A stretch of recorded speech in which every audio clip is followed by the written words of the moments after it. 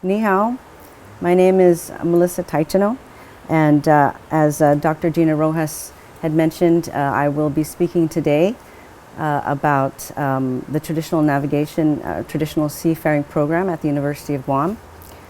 Before I start, though, I'd like to do what is necessary and seen as protocol in terms of indigenous practice, and I'd like to thank and to honor the Amis people and the ground, the sacred ground that we are on. Thank you for welcoming us, for keeping us safe, for being such gracious hosts, and we honor both the tradition of today and tradition of the past. We understand that past is always connected to present as it is to future, and so we thank you for being so gracious and so kind to us. I'd like to also, before I begin really talking about the program, is to acknowledge that the revitalization of traditional seafaring in Guam didn't start with the University of Guam, didn't start with Island Wisdom, but was really a seed that was planted long time ago, and more contemporarily, decades ago, by all of the people who heard the whispers of Ilau, who heard the calling of Lasik Tu'ula, our spirit, feminine spirit of the ocean, and had the courage to respond. So I'm incredibly grateful to them, whether they are, Pairoro seafarers, or whether they're part of NGOs, or where they simply had a curiosity and had the courage to go to places, foreign places for them, to see about the canoe and to see about the people who knew how to sail canoes, and to see about the people who knew how to see this, who read the stars, and who had systems of learning and knowledge that we didn't know about. So to them, I want to say thank you. And in a way that we don't use now, because even the word, because of our own political histories and realities, just the easy greeting or the easy expression of thanks is very controversial in Chamorro. But I'm going to use an ancient way of saying it. It was gifted to me by Tundonald Mendiola, and that is Tahinehi Nietian. So thank you. Another point before I start on the program is I'd like to also mention that in terms of revitalization of seafaring in Micronesia, it's not a monolith. In Guam and Guahan and the Marianas, absolutely that's true, because we had interruptions in our cultural evolution. But not in Puluat and not in Carolines. They still are sailing canoes. They've always been sailing canoes. And I think it's important to acknowledge that, because it's because of their generosity, and it's because of the gifting of that knowledge that we in Guam and throughout the Marianas, and actually even through Polynesia, that we're able to gain that knowledge back. So I just wanted to make that point, and I thank you for being patient with me. So traditional navigation, and I'll start with just a little bit of background because it's also important, and I have to provide the context. In Micronesia now, comes from a very specific school of knowledge, and that's the school of Waring. There used to be 18 schools that we know of that existed throughout Micronesia. In Guam there were 3, but there are only 2 existing now that are active. That is the school of Waring and the school of Fanur. So know that any information and what's imparted in the traditional seafaring program at UOG is really based on that particular school and that particular knowledge. And I'd like to make that very clear.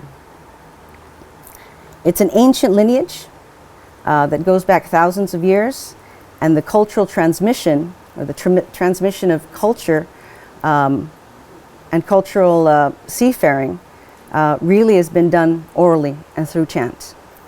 So with that, I'll go ahead and start into our program. So why is traditional navigation important? Is it simply a system to be able to move and find your way and to travel? It's definitely more than that. It's a culture, it's a system of knowledge, and it encompasses not only skills but sustainable cultural values.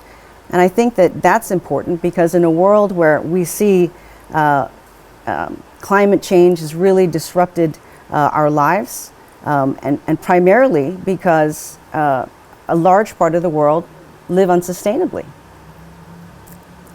Cultures of excess consumerism, of gross capitalism, they just don't work. And so now the world looks to indigenous people for solutions. And so now is a time for indigenous people to be able to also step to the plate, to share with the world the kind of cultural values that we know work, that we know are sustainable, that we know can take us through time and into the future. So just as a basic understanding of what we actually teach in the program, we teach canoe house building, we teach canoe carving, we also teach traditional navigation. And know though that within those type of areas, embedded in those areas are cultural values, values of community, because you can't build a canoe house by yourself. You can't build a canoe by yourself. So that in of itself, if we just stop for a second, tells us that every single one of us, no matter where we're from, have something to offer and that we should be valued.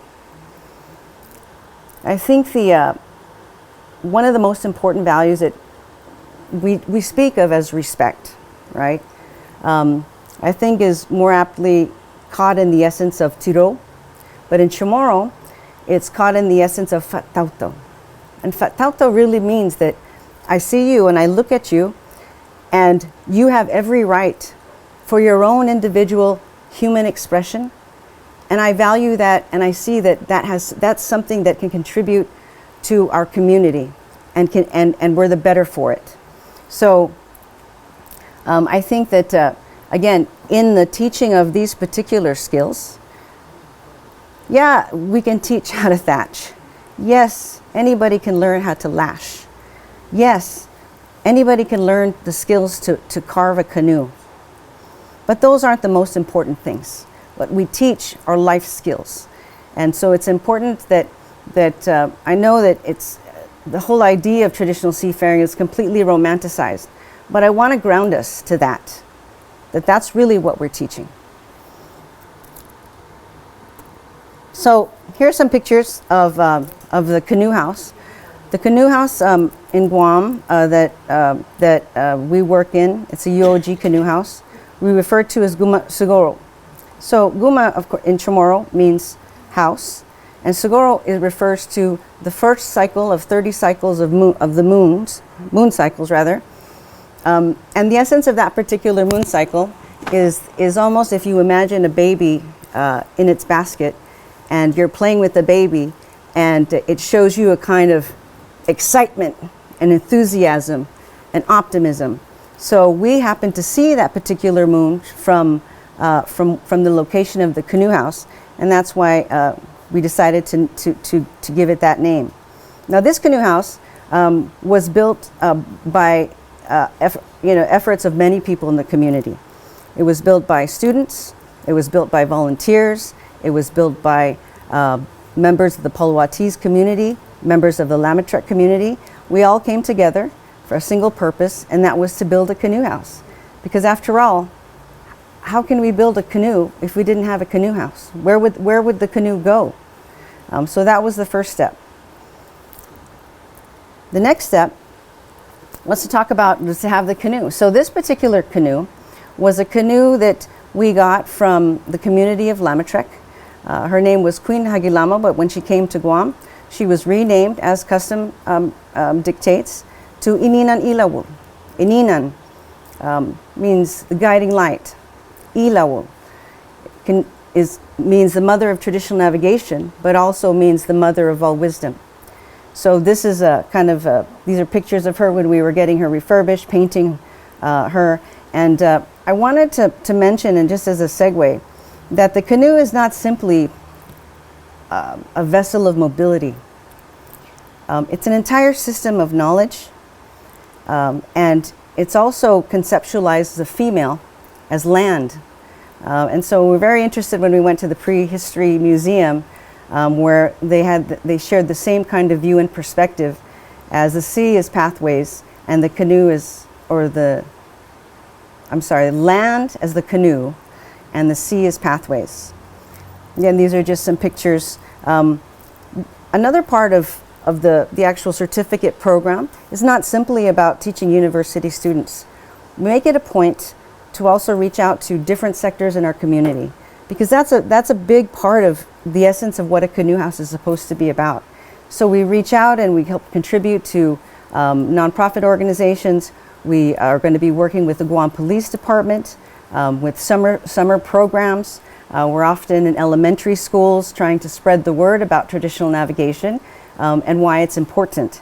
And invite people, really I think invite people, anybody who's interested, anybody who's heard that calling, to come and learn and to see, to give them a space, because you just never know, what that might do. It's a transformative thing for people who have this in their DNA to be able to see it, to be a part of it. And it's such a validating experience for them. It's something that I never had, something that I hope all children who live in Guam, all children of Micronesia, have, because the kind of dislocation that Dr. Rojas was talking about is not something that's you get over. It's not something that you just figure out how to deal with. It's something that's ever present. But the beginning part of having to deal with that, this sense of auto self-determination, of realizing that no, you're good enough. No, there's nothing wrong with you, and yes, you can take and you can be proud of who you are, even though you have the inheritance and legacies of two different types of worlds, the Western world and the indigenous world. And that's an issue that all of our children, all of our young children, regardless if they're from Lamatrek or Sadawal, or Guam or the Northern Marianas or Palau, they all have that kind of experience. So all we're doing is we're giving them access to this kind of opportunity. Now, I joked with the students that we had in one of our first classes, and I begged them, please, after 16 weeks, don't jump on a canoe thinking you're going to be able to cross the Pacific. So we're realistic about the expectations of this program right now. People don't graduate with a certificate and become PO navigators. That's not the issue. It's not the case, rather. It takes a lifelong, it's a lifelong learning process to become a navigator.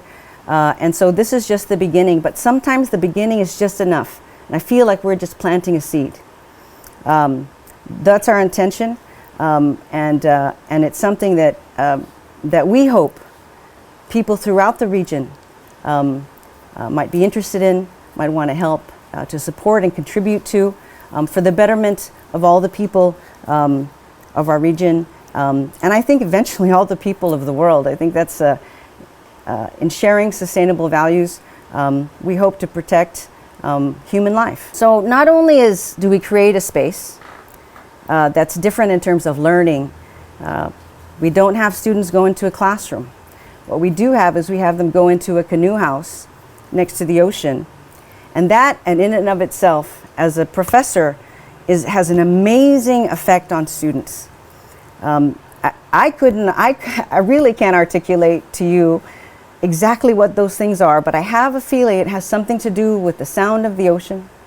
It has something to do with the feel of the air. It has something to do with the sound of the wind going through the thatched panels. And so it's nature in this context who's really the best teacher. We just try to do our best to deliver content, but nature is the best teacher here.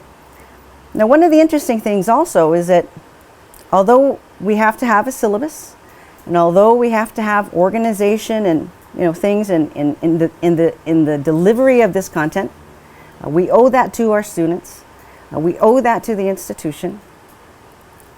We do it in a way that is a very traditional way. and that is of telling stories and sharing chant, sometimes dance. But I think probably one of the most important things is that I'd like to impart is the idea of Loson Katieti, and that is the mat of Waring. This mat is meant to be able to always have room, no matter how small it might be, room for everybody. So everybody has an opportunity to learn. Again, I'll just kind of go through the slides really quickly. I think I've covered a lot of this in terms of being able to promote values, cultural values. And I'd just like to end with one thing, and that is when I asked our Repenuk, Casper Mark, who is the leader of the School of Waring, what makes a great navigator? He didn't say that you have to be able to build so many canoes and they have to sail fast. He didn't say that you have to sail all the sacred sea lanes. He didn't say that you have to have all these apprentices. He didn't say that you have to be able to conduct so many post ceremonies and you have to be the taupo. You have to ordain po navigators. He simply said, you have to be compassionate. And so I think that as we move forward in our effort to promote traditional navigation, that I'd like to end with that, his words, to be compassionate. And I hope that we have more experiences, more opportunities to be able to share with one another, to be able to get to know one another, so that in the future, at high seas, when one canoe is being sailed by someone of my blood lineage, and one canoe is being sailed by one of your blood lineage, that when they get together, they don't look at each other in fear. They don't look at each other suspect. They don't look at each other and say, how am I going to get rid of this one over here? This one might be taking something from me, which sets us up for an uncertain future. What I hope is that they meet and they look at one another and they say, hey, I know you. I've known you for a long time. And they end up doing what I think is a beautiful expression of Micronesian culture, and that is one basket of fish will go to one canoe and another basket of taro or breadfruit will go to the other, and they move along safely. And that kind of interaction, that's gonna set us on a course, on a future that is safe and a future that is bright. So thank you very much. Good afternoon, everybody. My name is Larry Raigetal, and I'm so happy to be here today with my audience full over there. I think I should start by, first of all, also joined my delegation from the University of Guam, Dr. Gina Rojas and Dr. Taitano, in also expressing sincere gratitude to people of Tautong, the government, and the people, and to you folks that have worked so hard to arrange for us to be here.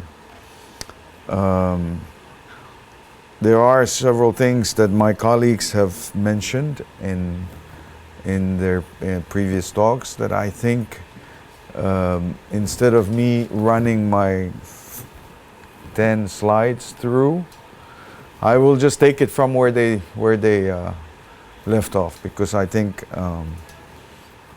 as they were talking, I felt the need to maybe share my own perspective on those things, rather than telling you some prepared PowerPoint presentation. But nevertheless, you should see that I am part of the University of Guam Island Wisdom. I am also a faculty there, and my talk is supposed to be ocean talk.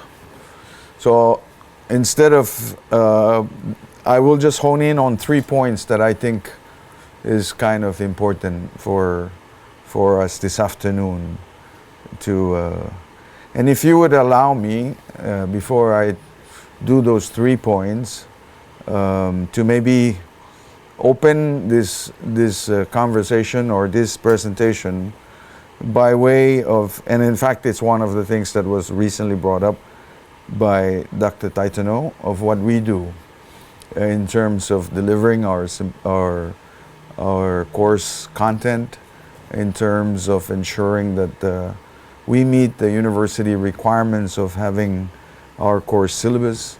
And the way we do that is by storytelling, which is also basically kind of confirming what Dr. Rojas mentioned about this movement of the University of Guam to now bring in the indigenous people with doors wide open and allowing us to walk right in, and students and everyone, community, to walk in with our own cultural identity.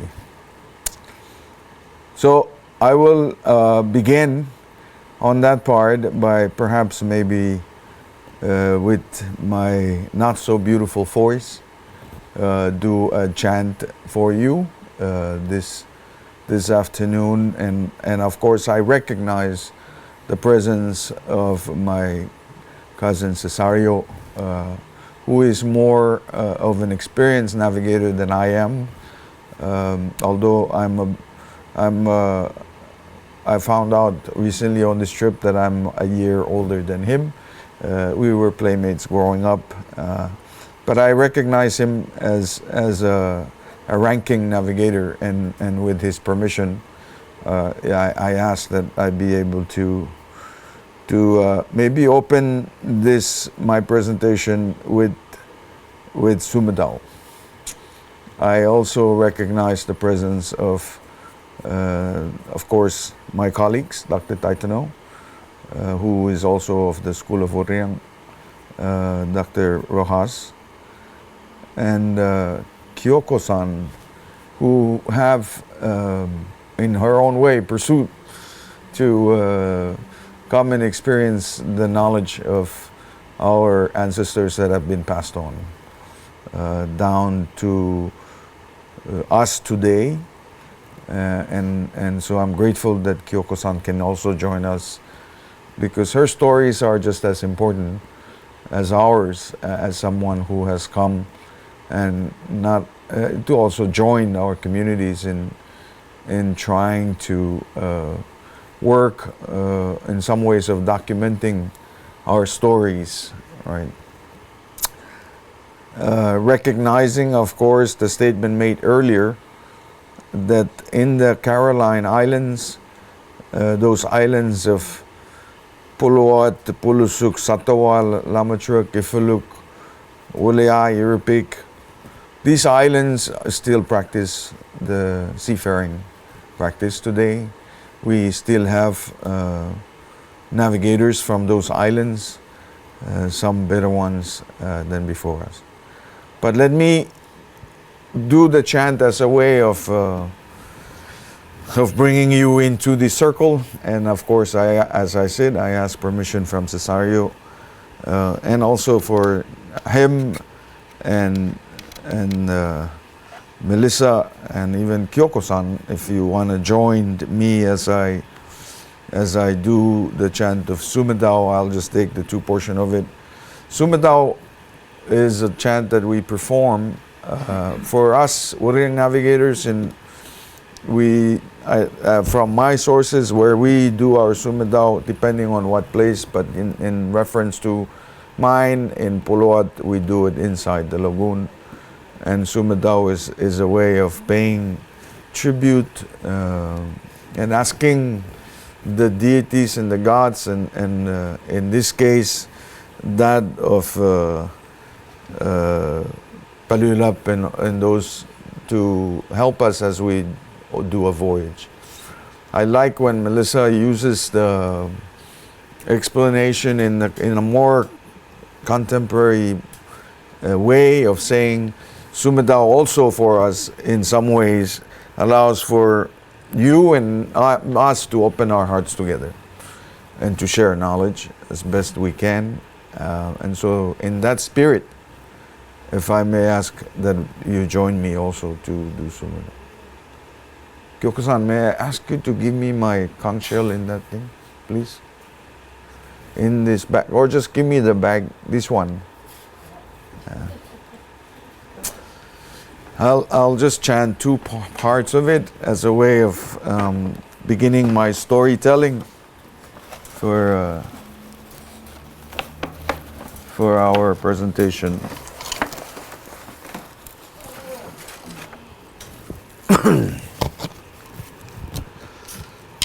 So, goes something like this, and we can paraphrase it. E matawani ke oro, e matawani go mare, ya sugi, ya busigi, metawana, hey go.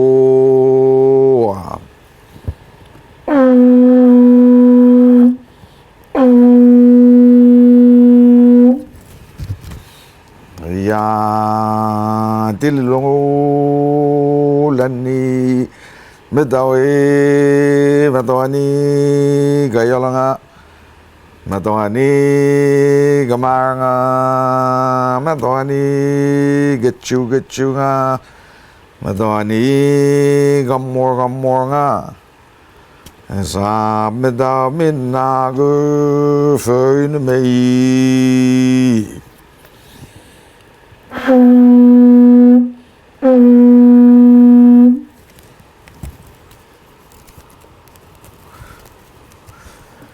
Okay. So, the three things that I wanted to talk about today with the 20 minutes that I'm given, and again, it has nothing to do, so I'm not even going to bother going through these slides. Because I'll just flip through to the end. But this came up in the previous conversations that come from Dr. Rojas and Dr. Taitano. One, I think I will begin with what Dr. Taitano left off her presentation with. What makes a great navigator? And by word of Casper, who has been very helpful to us, it's all about compassion. And as she was saying that, I was thinking of Sesario, but maybe more importantly, his late father, Mao Piailuk. He also was very compassionate. And I think when one of his famous things that have become known, and I've heard Sesario also mention, was that he had laid the stakes, the foundation, and that bridge that connects Pacific people, in this case Hawaiians and Micronesians. And it was imperative on our part to continue to build on that foundation and to work on that. My talk as a island wisdom ocean talk, if you like, we have a term that we all know, which means, we say it, Kapitel Vaarhuis, or the talk under the mast. And often those talks are given out to voyagers when they're about to go on voyages. It may come from a cousin, it may come from an uncle, it may come from a father, or it may even come from the mother. You know. But the point is that these are words given to the seafarers before they go off into the ocean. And you also know that in those days, practicing of seafaring, I just witnessed also Sesario completing his voyage, or at least taking the last leg of his recent voyage last month to go from Saipan down to Palau. And as you know, you're all seafarers. It gets a little bit emotional when people are going to leave. And part of that, I think, is because we also know that we're now accepting the responsibility of being out at sea, and that despite the fact that the ocean is so big and so beautiful, it is also very dangerous. And voyagers who go out there, some of them don't ever make it back, depending on weather. You know, tomorrow we're going to be struck by typhoon, and I'm grateful that we're going to leave on the train tonight to avoid that typhoon. But if we're out at sea, we will be bracing for it in many ways. However we can, to brace for the wind that is going to hit us. And I think that ancestors from long time ago, when they designed the canoes for us, you know, they've made it so perfect in its own design that we can, in most cases, we can stand up to the challenge in the ocean, including having to, for the last resort, having to swim around with the broken pieces of our canoe and still consider that as our raft. You know, I think that's the worst case scenario. But when storms hit, we know that that canoe is solid enough and that it's capable to take you to land after the storm, right? And to think that our canoes are just built from the measurement of this palm, with all the different points of the fatang, you know, as we call them, you know, from fatangalap, fatangarul, fatangaruj, fatangachul, armorguis, ormarab, faperter, fatubut, huid, all of these 9 different points of your palm that allows for that canoe to be constructed from the very bottom all the way up to the top. Puts everything into perspective with regards to how smart our ancestors were in designing this craft, the canoe. And so 2 days ago, I also had to tell Sesario that part of his late father's canoe I have kept because that canoe wasn't really looked after. So the picture that you saw, maybe I have it here, let me see. This canoe that I carved, which is now in Guam, the tam of this canoe is the tam of Cesario's late father's canoe. The mata, the face, we have it. And so we're grateful for that canoe, and I'm grateful to Sesario and to his other brothers and sisters who are around. I know that those pieces belong to them, and I'm safeguarding them for that purpose and honoring the legacies that his father left behind. And so were many others before him, including his own teachers who taught him, who came from the estate of Haboilal and Puluad, the likes of Angora, the likes of Hibor, these folks, right?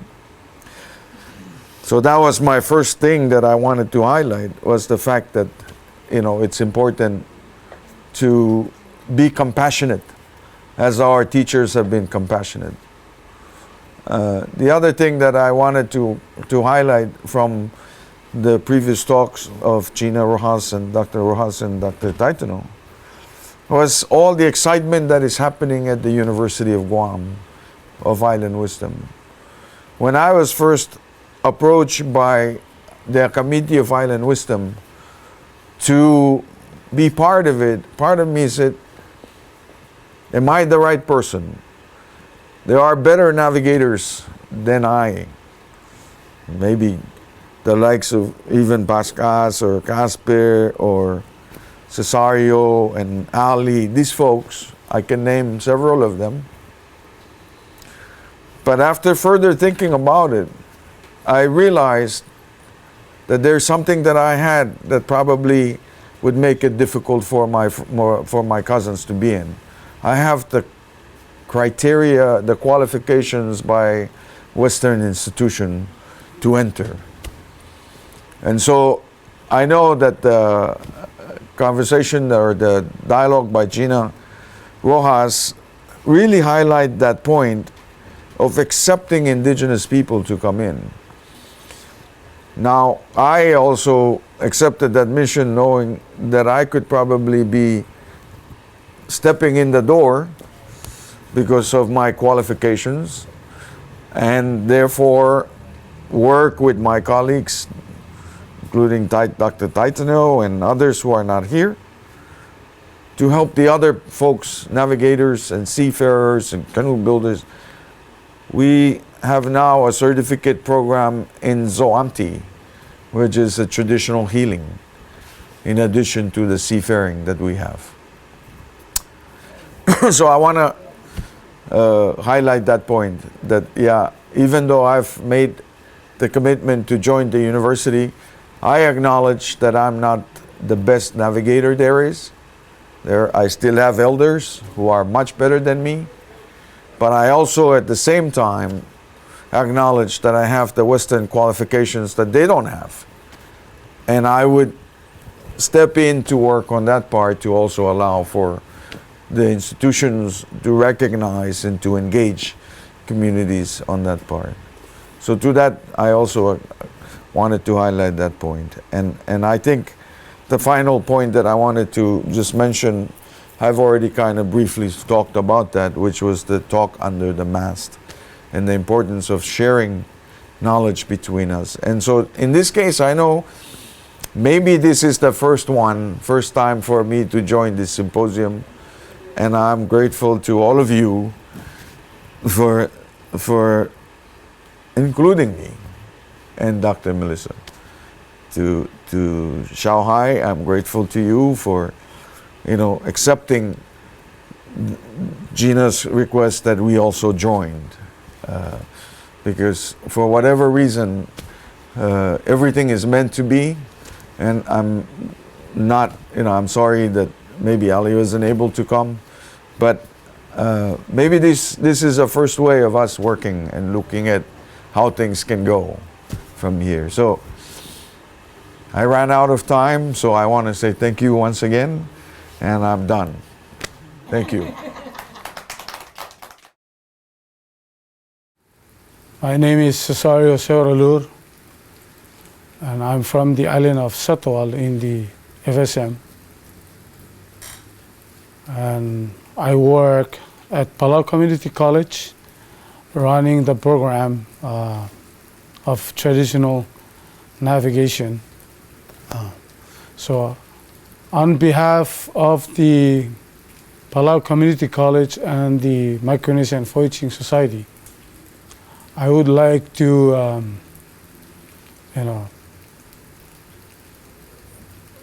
give our sincere appreciation to Taitung County government and the organizers of this program that bring us together to this symposium. So my title for today is Rope of Tradition.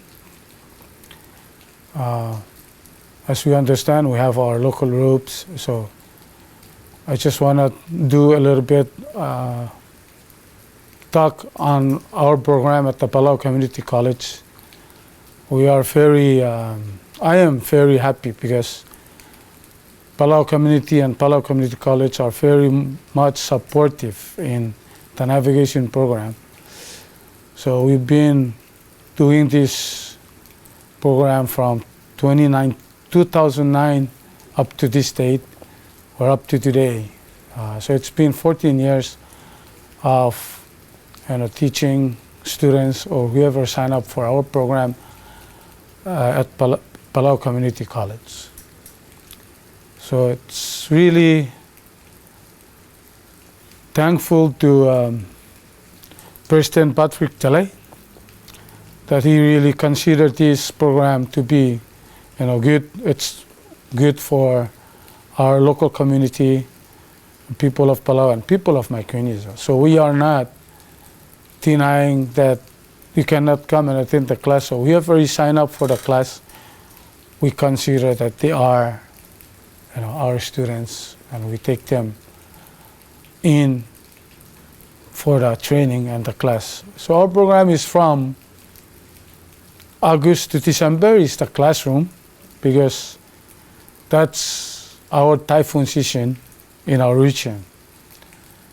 So from January to May is our sailing or voyaging practice. So we take the students out during that time to practice what they have learned in the classroom. And selecting the rope of tradition, so that's our program at the community college with this traditional navigation training. So the rope of tradition is the reason why I select the rope of tradition is, this is how we keep our relationship with different places. So, so rope of tradition is, when somebody is in trouble, so we put the rope as a protection. If somebody is not, if a family is not doing good, we put a rope around them to discipline, to give them discipline. So it keeps people connect in understanding of culture, understanding of whatever that comes in your way to move forward. So I also put that rope of tradition is because we came from afar to Taitung to go around with this symposium. And that's a sign of, to connect the rope between Taitung community and our people. So in that case, we can continue to move, or we can continue to share and help each other with what we want to accomplish, traditional navigation or whatever in cultural values that we have. So in Saipan, we have our chief of group, that he was the first he was the first who brought our people to settle in the Northern Mariana. And he died in Saipan and asked to be buried on the island of Halagal, which is Managaha, as that might be the best. So he was buried there. So every time we travel to Saipan, we have to go to that small island to pay our respect. And we have our people there. So everywhere. So with the program, when we go sailing, we stop by different places. We select our students who is going to take a lead in navigating. So from Palau to this island of Ngulu, where we got all the reef fish to. So we select a student who says, you navigate from Palau to this island. Another one will be navigate from Ngulu to Yap. It depends on how many students, and it depends. So we put our sail plan different places because it depends on how many students you have. So if you have 8 students, you will come up with 8 places to stop so they can have a chance of navigating. And of course, I'm on the boat observing, and they did good, which is from my teachers when they said, you don't have to be afraid, because even drifting log, they find land. So why should you be afraid if you're navigating using the stars, heading toward an island, which is you don't have to be afraid, because even drifting like they drift in the ocean, they come to the shore of an island because they find the island. Yeah, so this is some of the pictures that we had during the voyage. In navigation, of course, you need the bird to show you you don't have to be worried that if there's a typhoon coming on. If I don't see the bird, okay, then I consider another way of where to head to, because it's strong wind, bad weather, and you don't see any bird flying. So it tells you, yes, there is a typhoon coming, so you have to choose a path where to go to get away from the typhoon. Another way is if the wind change, if it's not supposed to be westerly wind but wind shift to west, it's another sign of, typhoon. Typhoon might be heading your way, so you need to plan ahead of time for your own safety and the safety of your crew. So we always talk to the crew or the students that the navigator is your father and the canoe is your mother. So it doesn't matter who comes on the canoe, nationality, it doesn't matter. Once you step on the canoe, you are one family, the family of voyagers. You voyage together, you're the kids of the navigator and the boat. So you need to take care of your boat, because that becomes your mother while voyaging. And you need to listen to your navigator, because he's the one leading the way to find your way to different places. So that's our program that we. So once we approach an island, we have a way of respecting the people. So when we come and anchor at the different island that we go to, we have to bring a gift for the chief of the island. So to come in, show them that you have come to appreciate their culture, and you might need supplies. So you present a gift, and of course they already understand on what they're going to give you food. They said go climb the trees, coconut tree, to get your supplies, get water, whatever that you need to go on your next destination.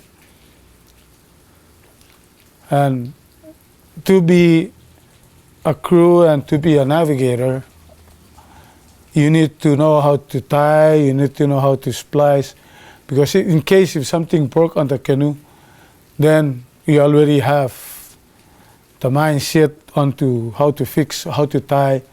Yeah. So you don't have to wait and see, or you don't have to ask, who can help us? Something break, right away you do it, get it done so you can get to your next destination. Then you do it on land when it's so we still do carvings, it's a daily work for our community. So building a canoe is not one person or a clan or a family. It's a community effort that they come together. Even though you're not the one carving, but you're donating rope, you're donating whatever that needs to be done with the canoe. So that's a community effort to provide what needs to be done. Because once the canoe goes out, when it's done and they go fishing, whatever catch they bring and divide it equally among the community. So that is another rope of tradition that to keep the community intact in the circle of the rope. So you keep the community in your mind that they are one people in one rope. So when you go sailing or you go fishing, your catch will be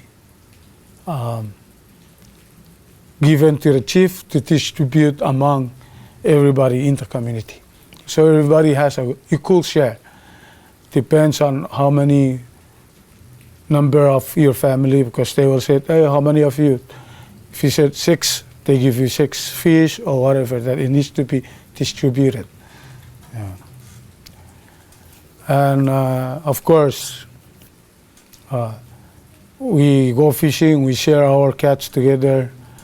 This is in the island of Ngulu, catching the lobster.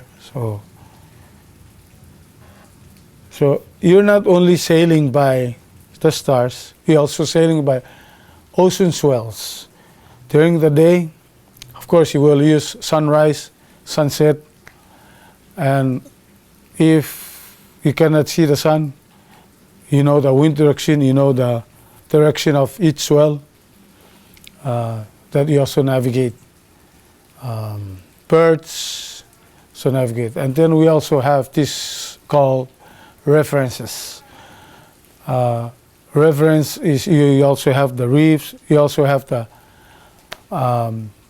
sea animals like dolphins, whales, birds, sharks, turtle, those, and the shallow reefs, which is they will tell you exactly where you're at, but they give you the sign. For the shallow reef, you come across a shallow reef, you don't just come and say, I'm here. You have to go around the reef, knowing the shape of it. Then it tells you where you're at. Then you know where the island is. It tells you how far you are from land. Yeah. So when you sail, it's, we always say, nature is your best teacher. Because everything that you see in nature, it tells you a clue where you're at, where the island is. There is just coconut supplies that we get. Then, as I said, in each month we have the storm stars that we look at. So it tells you the weather of that month, if it's good for you to go sailing, or you have to wait a couple of days because when the storm gone, and then you go sailing. During the sunrise and sunset is your weather prediction also. So sunrise, it's your weather for the day, so it tells you what's going to happen during that day. In the evening, sunset, it tells you what's going to happen in the night. So it tells you like a couple hours ahead that what you need to be ready for. So that's really important in navigation, because you don't want to be sailing and then just all of a sudden a storm came because you don't observe the sunrise or sunset. Yeah. So of course, sometimes you need somebody to fix something on the mast if something broke. So for safety, you need to really check. So we pull this person up to tie something that it was broken from the mast. And then, of course, we need to have him safe first.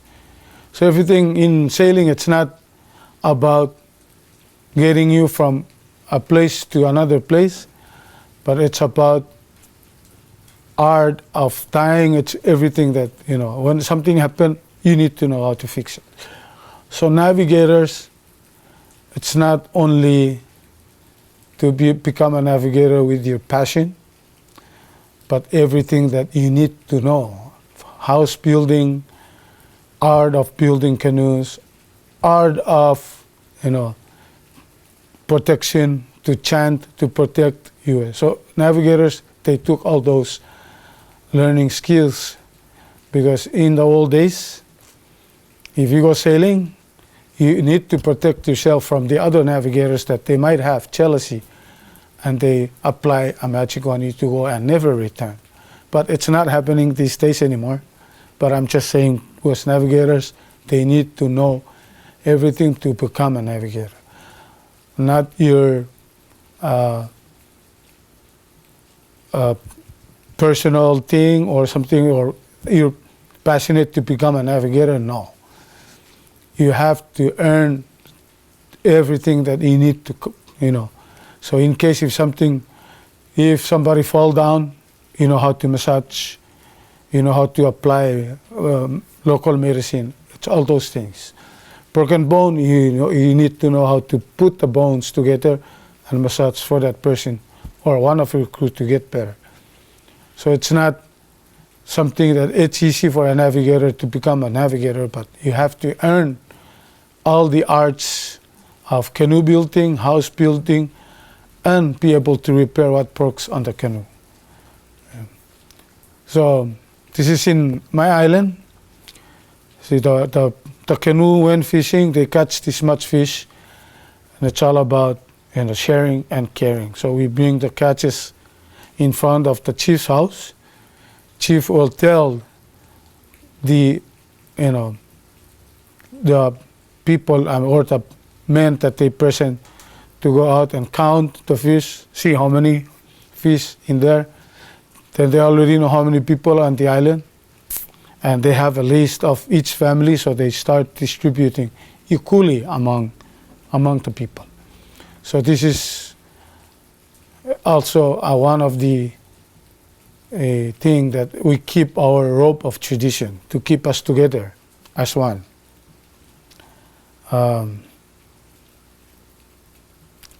Rainbow is also sign, as I said, nature is our best teacher. So rainbow, it tells you what's going to happen. If you see the rainbow, sign of rain, because why the rainbow shows? It's the moisture. If we can have a better understanding. That's why we see rainbow, because there is a moisture in the air telling you that maybe there might be a rain soon. So being observing these things, it's true that, to the best of my knowledge, been sailing all my life, I've seen the rainbow, then the rain comes after. Even at night, I see the rainbow around the moon, rain comes after. So another way of looking at the weather, it's not a major storm, but it's just rain. Yeah. And on land, of course, you will miss some of the best food, especially the coconut crab. But still, if you are on an island that it belongs to other, you still need to ask permission. Can we go get breadfruit? Can we go get coconut? Can we go get coconut crab? So it's all about respect. When you go to an island, you have to respect their cultural values, their personal values, and what belongs to them that you need to ask. You just don't come to an island and get whatever you want, because, as a navigator, when you depart an island and you're not doing any respect to the community, of course something will happen to you, because you do not pay the respect to those people. They are human beings. They need to be respected. Anyway, I'm really thankful. As I said, once again, I need to pay my respect to the people of Taitung, Amis people, or all the tribes here in Taitung or in Taiwan. I'm so appreciative of what they have shown us, and I do have respect for their community and the whole Taitung community. Thank you, Yuli Sotabur.